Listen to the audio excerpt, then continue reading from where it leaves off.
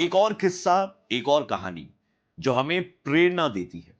प्रेरणा कि लाइफ में चाहे कितनी भी स्ट्रगल क्यों ना हो, हमें सक्सेस जरूर मिलेगी अगर हमारे प्रयास में कोई कमी ना हो। आज एक ऐसी ही कहानी लेकर के हम जुड़ रहे हैं जीपी बिरला स्कॉलरशिप प्रोग्राम के एलुमनाई दिवेंदु मॉडल के साथ में। Dibyendu, very very warm welcome to you. Thank you so much.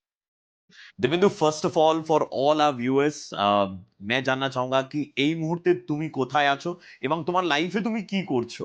তো এখন আমি মুম্বাইতে আছি। আমি এখন মুম্বাই আইআইটি বোম্বেতে পিএইচডি করছি কেমিস্ট্রি ডিপার্টমেন্টে। সো থোড়া সা এলাবোরেট করকে যদি তুমি নিজের এই যে এডুকেশন যেটা তো এখন তুমি পার্সিউ করছো সেটার ব্যাপারে যদি একটু বলো।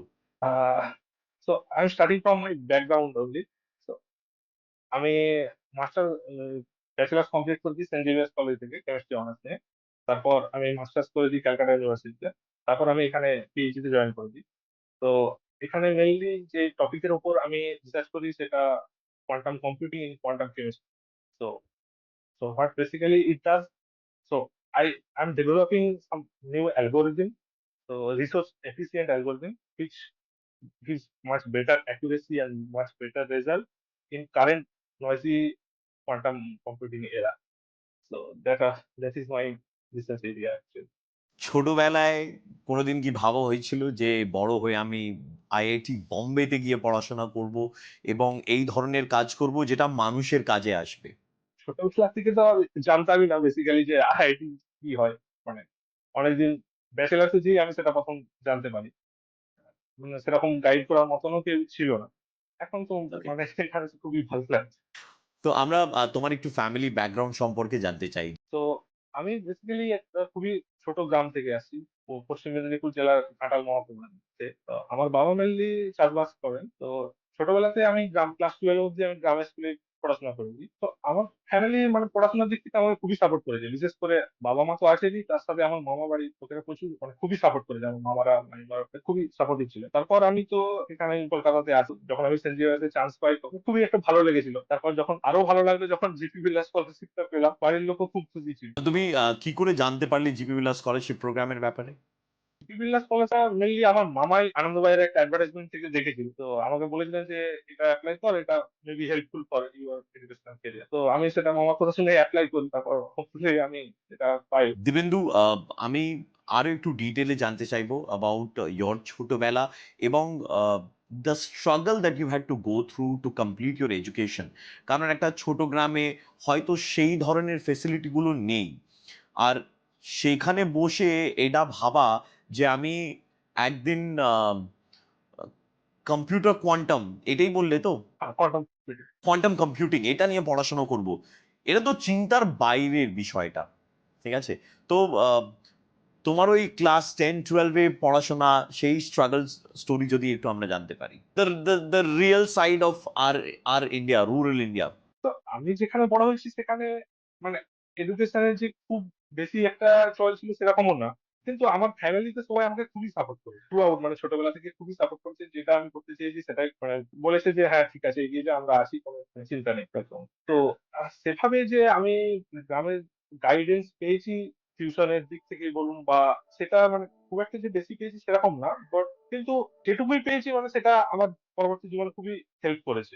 তো যখন শহর কলকাতায় আসা, তখন মাথায় চিন্তা ভাবনা ছিল যে এত বড় শহরে যাচ্ছি, একটা ছোট গ্রাম থেকে আহ, কিভাবে আমি আহ, যারা আমার সঙ্গে পড়াশোনা করছে তাদের সঙ্গে পায়ে পা মিলিয়ে আমি এগোবো আমার জীবনে, এইসব চিন্তা ভাবনা ছিল মাথায়? হ্যাঁ, সে তো একটু ভয় তো ছিলই। মানে ১ম যে সেরকম ভাবে কথাও বলতে পারতাম না। সবার সাথে অতটা মানে খোলামেলাও ছিল না। তারপর আস্তে, আস্তে দেখলাম ঠিক আছে সবাই বন্ধুর মতোই মিশছে। কিন্তু তবুও একটা মনের মধ্যে কোথাও একটা ভয় ছিল যে আমি সবার সাথে কম্পিট করতে পারবো কিনা। তারপর ধীরে, ধীরে কলেজের প্রফেসররাও প্রচন্ড খুব হেল্পফুল ছিলেন। তার সাহায্যে মোটামুটি মানিয়ে নিতে পেরেছি। জিপি বিড়লা স্কলারশিপ প্রোগ্রামের ব্যাপারে তোমার মামা তোমায় বলে একটা খবরের কাগজ দেখে। তারপরে কি হলো? তারপরের প্রসেসটা যদি একটু খুলে আমাদের যারা ভিউয়ার্স তাদেরকে বলো। তো আমার যতটা মনে পড়েছে মানে তখন মনে হয় বাই পোস্ট বোধহয় অ্যাপ্লিকেশন করতে হতো। অ্যাপ্লিকেশন পাঠিয়েছিলাম, তারপর জানতে পারলাম যে সিলেক্টেড হয়েছি। তার জেপি বিড়লা স্কলারশিপে আমার যতটা মনে হয় একটা ইন্টারভিউ প্রসেসও ছিল। অনেক অনেক ডিজার্ভিং ক্যান্ডিডেট অ্যাপ্লাই করে। মানে সেখানে যেয়ে তারপর আমি ইন পার্সোনালি ইন্টারভিউ দিই। ইন্টারভিউ দেওয়ার পর অতজনের মধ্যে থেকে যখন সিলেক্ট হই, একটা খুবই ভালো অনুভূতি ছিল। সেই জীবনে ১ম বাইরে আমি কোথাও ইন্টারভিউ দিচ্ছি। আর সেটা দিয়ে যে আমি সিলেক্ট হয়েছি, সেটাতেও মানে আমি খুবই খুশি ছিলাম। আমার বাড়ির লোকও খুবই খুশি। তো যখন তোমার সিলেকশন হয় জিপি বিড়লা স্কলারশিপ প্রোগ্রামে, তোমার বাবার চিন্তা ভাবনা, বাড়িতে যারা লোকেরা আছে তাদের চিন্তা ভাবনা, এবং স্পেশালি তোমার মামার চিন্তা ভাবনা কি ছিল? Because they played a very very important role in your career. Yes, absolutely. তো তারা তো মানে ১ম এ মামাই আমাকে এনকারেজ করে যে স্কলারশিপটা পাওয়ার জন্য। মামা কনফিডেন্টই ছিলেন যে হ্যাঁ, পেয়ে যাবে, যে এডুকেশন আমার ব্যাকগ্রাউন্ড দেখে বা ফিনান্সিয়াল কন্ডিশন দেখে বলেছেন পেয়ে যাবে। কিন্তু আমার তখন মনে কোথাও না কোথাও একটা ভয় ছিল যে ইন্টারভিউ প্রসেস আছে। আমি কোনোদিন কোনো ইন্টারভিউ দিইনি বাইরে। কিন্তু তারপর পাওয়ার পরে দেখলাম সবাই খুবই অ্যাপ্রিসিয়েট ও করছে। তারা প্রাউড ফিল করছে, যেটা বোঝা যায়। এরকম তো বলা যায় না। ইন্টারভিউ প্রসেসের ব্যাপারে যদি একটু বলো, আহ, তোমার মনে আছে কি জিজ্ঞেস করা হয়েছিল? কি মানে খুব জটিল প্রশ্ন জিজ্ঞেস করা হয়েছিল? বেসিক প্রশ্ন, বাট এডুকেশনালি খুবই হয়তো বেসিক ২-৩ কোশ্চেন করা হয়েছিল। মেইনলি ফ্যামিলি ব্যাকগ্রাউন্ড কি, বা কিভাবে স্ট্রাগল করে বড় হয়েছি, বা কত মার্কস রিলেটেড কিভাবে পেলাম, কোথায় কোথায় টিউশন করতাম, বা কত কত প্রাইভেট টিউটর ছিল নাকি কোনো, এসব নিয়ে মেইনলি কোশ্চেন করা হয়। তো তুমি যে স্কলারশিপের টাকাটা পেলে, how did you utilize that scholarship মানি?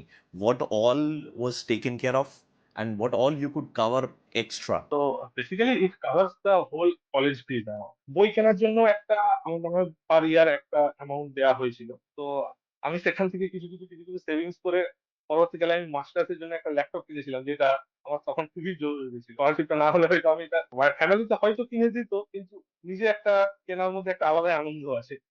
যদি এই জিপি বিড়লা স্কলারশিপ প্রোগ্রাম না হতো, পাশে না যদি থাকতো, কি হতো? কোনোদিন কি ভেবে দেখেছো এটা? এখন মনে হয় যদি এটা না থাকতো, আমি হয়তো সেই বয়সে কিছু বুঝতে পারতাম না, কিন্তু হয়তো সেটা আমার ফ্যামিলির উপরে প্রেশার সৃষ্টি করতো। তাতে হয়তো অন্য হাউস হোল্ড যেটা এক্সপেন্সেস সেটা হয়তো আটকে যেতে পারতো সেই সময়। হয়তো আমাকে হয়তো বুঝতে দিত না ফ্যামিলির লোকজন। কিন্তু এখন আমার এটা মনে হয় যে হ্যাঁ, এটা হয়তো হতে পারতো।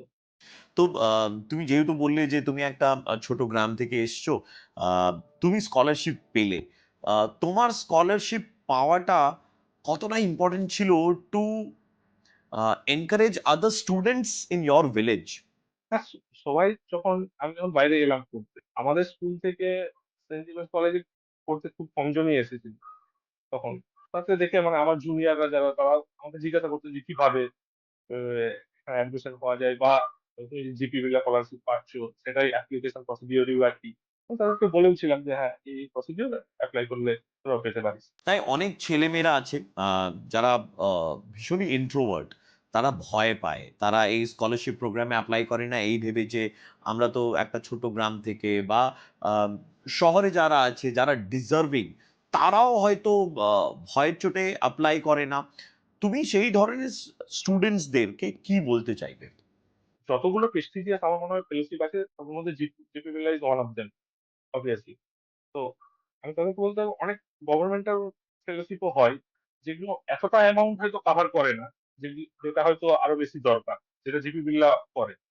তো আমি তাদেরকে বলবো যে যদি তারা নিজেদেরকে ডিজার্ভিং মনে করে, তাদের তাদের এই অপরচুনিটিটা নেওয়া উচিত, অ্যাপ্লাই করা উচিত। আমরা সবাই জানতে চাই যে দিবেন্দুর স্বপ্নগুলো কি।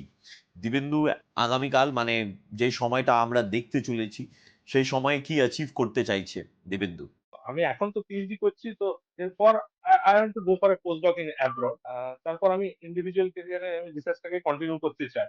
বেসিক্যালি একটা এমন একটা পজিশন অ্যাচিভ করতে চাই যে, যেখান থেকে আমি আমার ফ্যামিলিকে সাপোর্ট করতে পারবো, বা আমার রিসার্চ কমিউনিটিতে আমি পজিটিভ কিছু কন্ট্রিবিউট করতে পারবো। এটাই আমার ফিউচারের ইচ্ছা। We wish you all the best. Dibyendu, যেহেতু তুমি স্কলারশিপটা পেলে, তোমার কি মনে হয় যে এই ধরনের একটা স্কলারশিপ পেলে মানুষ অনেকটা রেসপন্সিবল হয়ে যায়, যে কেউ একজন আমায় সাপোর্ট করলো, তো I have a responsibility to perform? Right. So basically, before receiving this scholarship and after receiving the scholarship, it was a huge difference. It basically not only support me financially, but also motivated me or boosted my confidence and motivation. I become more focused on my education.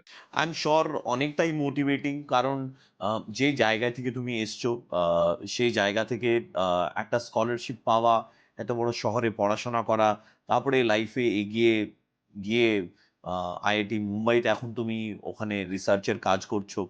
So definitely motivation আছে। যখন ছোটরাও বা বাড়ির লোকেরাও তোমায় দেখে কথা বলে এবং বলে যে দিবেন্দুকে দেখো কত ভালো করছে তার জন্য নিজের পায়ে দাঁড়িয়ে নিজের জন্য করছে। So definitely it gives you a lot of motivation. So on a scale of 1 to 10, if you have to rate GP Birla scholarship program, how much would you give? I would give 9.5. 9.5. And you've deducted zero point 0.5 for what? I think it should continue in master's level also. Right. Thank you so much, Divendu, for coming forward, talking about your story, your concluding message to all the students and everyone those who are watching this interview of yours. So I would say stay focused, work hard, and make the best use of this opportunity. Thank you so much, Divendu.